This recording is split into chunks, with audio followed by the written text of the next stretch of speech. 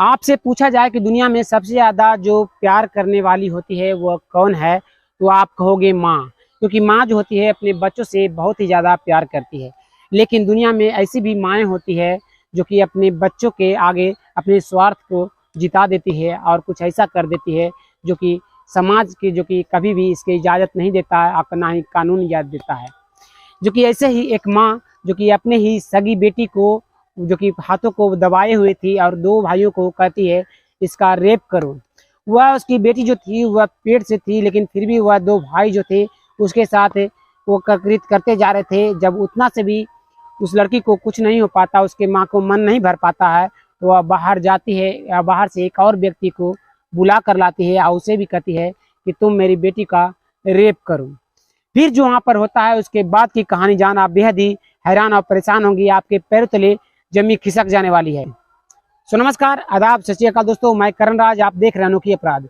ये घटना जो है उत्तर प्रदेश के जालौर की है। वहीं की रहने वाली ममता वहीं के पास के थाने में जाती है, जहां पर कई पुलिस वाले उसे टकटकी लगाकर देख रहे थे कि आखिर इस लड़की के साथ क्या हुआ है।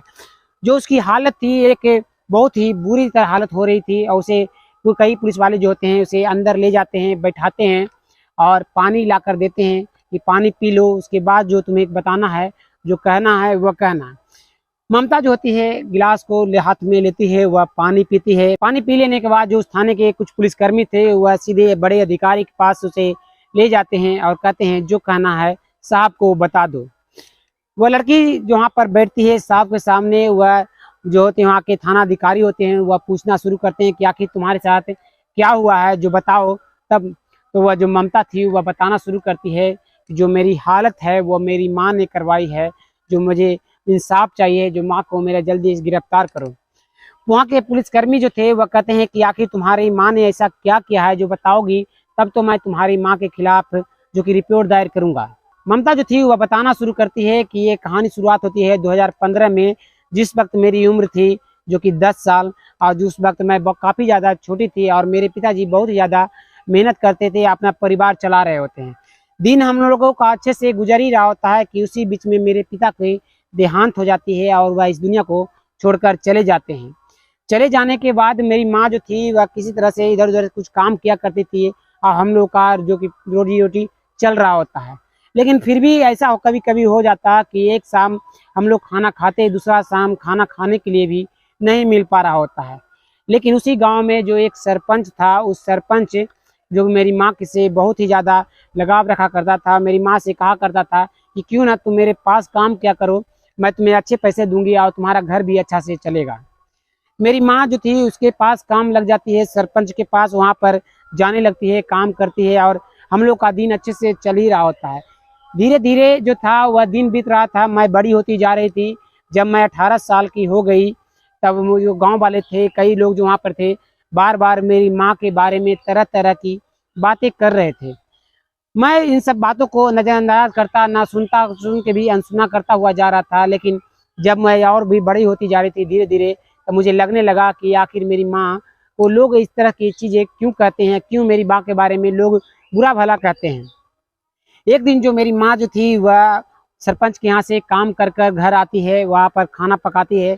खाना पकाकर जब हम लोग खाना खाने के लिए बैठते हैं तो वहाँ मैं पूछती हूँ कि माँ आखिर गांव वाले जो हैं तो तुम्हें इस तरह की नज़रे से क्यों देखते हैं, लोग तुम्हारे बारे में गलत क्यों बोलते हैं। जो मेरी माँ थी वह बताना शुरू करती है कि बेटी इन सब चीज़ों को तुम नज़रअंदाज करो, इन सब चीज़ों को तुम भूल जाओ, जो लोग बोलते हैं उसे बोलने दो, तुम इन सब बातों को ध्यान न दो। लेकिन मैं चीज़ों बात कर रही थी कि माँ मुझे बताओ आखिर बात क्या है, मैं कितनों लोगों से जो कि मुँह छिपाती फिरूंगी। वह माँ जो थी वह कहती है कि बेटी ऐसा कुछ भी नहीं है, अपनी गरीबी अगर दूर करनी है तो सरपंच के यहाँ काम करना ही पड़ेगा, और मैं रात बिरात के आती हूँ, इस कारण से लोग जो मेरे बारे में गलत कहते हैं कि सरपंच से तुम्हारा जो कि अफेयर चल रहा है, इस वजह से लोग तुम्हारे बारे में इस तरह की, हमारे बारे में और इस तरह की बातें करते हैं। तुम इन सब चीज़ों को मत ध्यान दो, लोग बोलते हैं तो बोलने दो, और तुम किसी से कोई भी जवाब मत देना, जो कह रहे हैं वो कहने देना। उस दिन के बाद मैं अपने माँ से इन सब चीज़ों को कभी जिक्र नहीं की कि लोग क्या कहते हैं क्या नहीं कहते। मैं जो भी लोग बोलते हैं मैं सर झुकाकर वहाँ से चली जाती, और लोग जो बोलते रहते वो बोलते रहते। दिन यूं ही गुजर ही रहा होता है कि एक दिन सरपंच जो होता है वो मेरे घर आता है। मैं बरामदे में बैठकर पढ़ाई कर रही होती हूँ, वह मेरी माँ जो थी उसे सरपंच को बैठाती है और पानी लाकर देती है। सरपंच जो था मेरी ओर बार बार देख रहा होता है। मैं उसे देख रही थी कि वह मेरे ऊपर नज़र रखे हुए है, लेकिन मैं अपने पढ़ाई में लगी हुई थी और बार बार मुझे ध्यान जो था वह उसकी ओर जा रहा था, क्योंकि वह देख कर बार बार मुस्कुरा रहा होता है। मेरी माँ जो थी वह पास आती है, वह सरपंच के बगल में बैठती है और कहती है, साहब आप क्यों आए? जो आप कहते हैं तो मैं आपके यहाँ चली आती है। सरपंच कहता है कि तुम्हारी बेटी जो है अब बड़ी हो चुकी है, क्यों ना अपनी बेटी की शादी करवा दो। जो मेरी माँ जी थी जो वह कहती है कि मैं किससे शादी कराऊं, मैं बेहद ही ज़्यादा गरीब हूँ और जब तक मेरे पास पैसे नहीं हैं और लोग पैसे लेकर शादी करते हैं तो मैं कहाँ शादी कर दूं। जब टाइम आएगा तो शादी जहाँ होनी होगी वहाँ हो जाएगी। जो सरपंच था वह कहता है कि क्यों ना जो मेरे बड़े बेटे कार्तिक है उससे तुम शादी करवा दो। सरपंच की बातों को सुनकर मेरी माँ जो होती है वह तैयार हो जाती है और कहती है कि अगर आप कहते हो तो मैं अपनी बेटी की शादी आपसे कराने को तैयार हूँ। वहाँ पर हम लोग जो कि सरपंच के बेटे से कार्तिक से मेरी शादी की बातें जो कि तय कर दी जाती है। जो बेटा था वह बाहर में पढ़ाई कर रहा होता है, वह गांव आता है। गांव आने पर जो सरपंच होता है वह सारी चीज़ों कार्तिक को बता देते हैं कि मैंने तुम्हारी शादी जो कि मंगता से फिक्स कर दी है।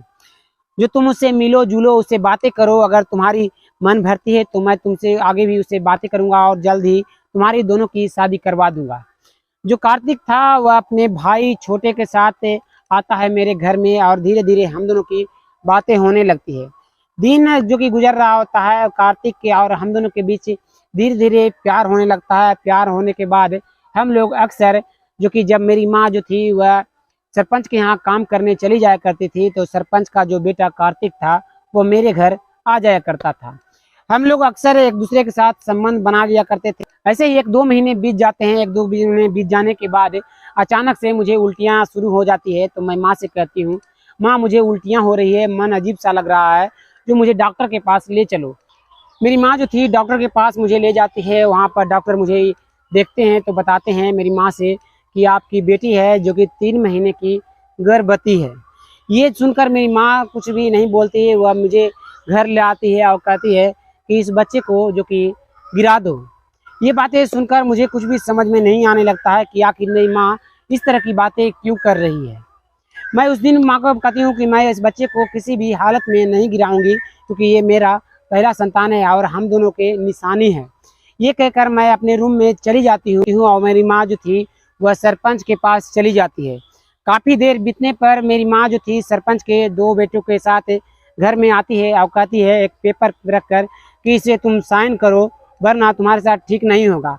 मैं साइन करने को मना कर देती हूँ, क्योंकि मेरे पिता जो थे वह जब इस दुनिया से वह अलविदा हो रहे थे उस वक्त जो जितनी भी सारी संपत्ति थी वह मेरे नाम कर चुके थे और मैं अब बालिग हो चुकी थी। इसलिए वह साइन मेरा करवाना ज़बरदस्ती चाह रहे थे, लेकिन मैं साइन करने को तैयार नहीं हो रही थी। जब काफ़ी देर जब उन लोगों ने कोशिश की, मैं तैयार नहीं हो पा रही थी, तो मेरी माँ जो थी मेरे हाथों को पकड़ती है और उन दोनों भाइयों से, कार्तिक और उसके छोटे भाई से कहती है कि तुम इसका रेप करो दोनों मिलकर और इसके साथ जो करना है वह करो।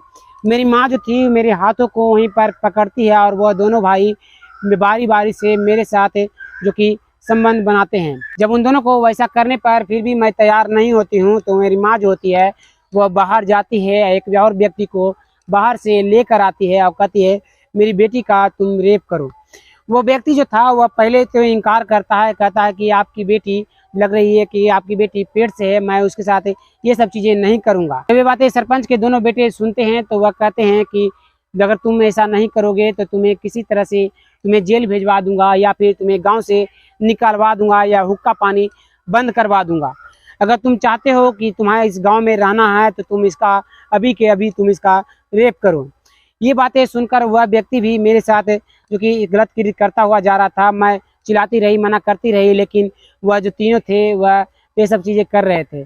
काफ़ी देर करने के बाद मुझसे साइन वहाँ पर करवा लेते हैं और जब वहाँ से मैं साइन कर देती हूँ तो वह तीनों जो मेरी माँ जो थी और वह दोनों वहाँ से चले जाते हैं। जब मुझे रूम में बंद कर मैं चिल्लाती रहती हूँ, सबको आवाज़ लगाती रहती हूँ, लेकिन कोई भी व्यक्ति दरवाज़ा खोलने को नहीं आ रहा होता है। काफ़ी देर आवाज़ देने के बाद एक लड़का जो वहीं से पार हो रहा होता है, करीब 15-16 साल का होगा, वह आवाज़ मेरी सुनता है तो आता है और दरवाजे को खोलता है तो मैं सीधे आपके पास आती हूँ। सभी पुलिसकर्मी को जीप में बैठाया जाता है और वह ममता को भी उस जीप में बैठती है और सीधे सरपंच के घर पर पहुंच जाती है। सरपंच के घर पर पहुंचने के बाद पुलिस तुरंत अंदर जब जाती है सरपंच के घर में तो देखती है कि उनका दोनों बेटा जो कि सीढ़ियों के माध्यम से भाग रहा है। वह भागते हुए जो कि बगल वाले घर से में छलांग लगाता है और वहां से कहीं और भाग जाता है। पुलिस उन लोगों को तलाश करती हुई रहती है, लेकिन 1-2 दिनों तक वह दोनों नहीं मिलते हैं। लेकिन किसी तरह से उन्हें गुप्तचरों से पता चलता है कि वह किसी जंगल में जो कि दोनों भाई छिपे हुए हैं। ममता के माँ को पहले गिरफ्तार कर लिया गया था, उनसे बयान ले ली गई थी और उन कार्तिक और उसके भाई की तलाश जारी थी। पुलिस तुरंत उस जगह बताए हुए जगह पर जाती है जहां पर गुप्तचर ने बताया था कि उस जंगल में जो कि दोनों भाई जो हैं वहां रह रहे हैं और सरपंच का जो आदमी है उसे खाना ले जाता है और शाम को खाना देता है। वह खाना देने जा रहा है तो व्यक्ति उसके पीछे पुलिस लग जाती है। काफी 1-1.5 घंटे बीतने पर वह व्यक्ति जब उस जंगल में पहुंचता है तो दोनों सरपंच के जो दोनों बेटे थे, कार्तिक का एक उसका छोटा भाई, वह दोनों मिलकर उस व्यक्ति से खाना ले ही रहे होते हैं कि पुलिस चारों तरफ से कार्तिक और दोनों भाइयों को पकड़ लेती है। दोनों को पकड़कर थाने ले जाया जाता है और वहां पर दोनों से पूछताछ की जाती है। पूछताछ करने पर वह दोनों भाई बताते हैं कि मैंने अपनी मर्जी से ऐसा कुछ भी नहीं किया था। ममता की जो माँ है वह मेरे पिता जो कि सरपंच हैं उसके साथ जो कि काम करती है और मेरे पिता के साथ उसका माँ का अफेयर चल रहा है। वह दोनों मिलकर ये सब प्लानिंग किए थे। मैं अब इस प्लानिंग में जो कुछ नहीं करना चाह रहा था, लेकिन मैं मजबूर था कि उस काम को करने पर तैयार हुआ, क्योंकि मैं चाहता था कि उसकी संपत्ति मेरे नाम हो जाए और संपत्ति हो जाने के बाद उसे इस दुनिया से अलविदा कर दूं। मैं जानता नहीं था कि वह उस रूम से किस तरह से भाग जाएगी और सीधे वह थाने पहुंच जाएगी। जब इन सब चीज़ों को पुलिस सुनती है तो उसके बयानों को भी पुलिस नोट करती है और पुलिस कहती है कि तुम्हें अब उम्र कैद की सज़ा होगी, जो कि पॉक्सो एक्ट की तरह हो सकता है कि तुम्हें फांसी की सज़ा भी हो सकती है। तो दोस्तों अभी तक उन दोनों को फांसी की सज़ा नहीं हुई है। आप क्या कहना चाहते हैं, क्या उन दोनों को फांसी की सज़ा होनी चाहिए? कमेंट में अपना राय जरूर दीजिएगा और इस वीडियो को इतना शेयर कीजिए कि यह वीडियो हर किसी के पास जाए और ममता को इंसाफ मिले। फिर मिलते हैं एक और सच्ची घटना को लेकर, तब तक के लिए धन्यवाद। जय हिंद। आप सतर्क रहें, अपने परिवार वालों को हमेशा सुरक्षित रखें।